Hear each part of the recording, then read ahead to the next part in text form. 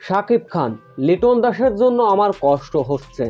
লিটন দাসের একার রানই করতে পারল না দুর্বার রাজশাহী। সকল রেকর্ড ভেঙে চুরমার করে দুর্বার রাজশাহীকে কেমন করে হারালো ঢাকা ক্যাপিটালস। ম্যাচ জয়ের পরে লিটন দাসকে নিয়ে যা বলেছিলেন টিম মালিক কিং খান। ঝড় উঠল সিলেট আন্তর্জাতিক স্টেডিয়ামে।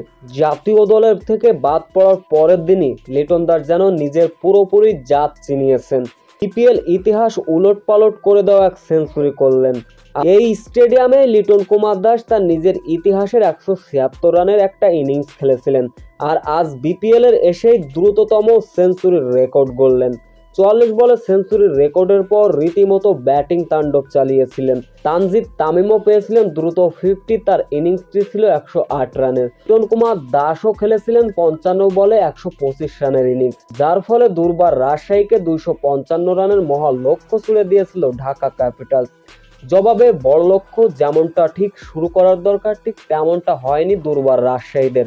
টপাটপ উইকেট পড়ে যায় তাদের। 61 রানে 7 উইকেট হারানো দুর্বার রাজশাহীকে একাই টেনে তোলার চেষ্টা করেছিলেন রায়ান বোল। রীতিমতো ব্যাটিং তাণ্ডব চালালেও শেষ রক্ষা হয়নি। ঢাকা ক্যাপিটালসের কাছে বড় লজ্জায় ডুবে হারে দুর্বার রাজশাহী। এদিকে ঢাকা ক্যাপিটালসের এমন রেকর্ড গড়া জয়ে মুখ খুলেছেন টিম মালিক শাকিব খান। তিনি বলেন, লিটন কুমার দাস যদি আজকে চ্যাম্পিয়ন ট্রফির দলে থাকতো তাহলে আনন্দের মাত্রা আমাদের আরও বেড়ে যেত।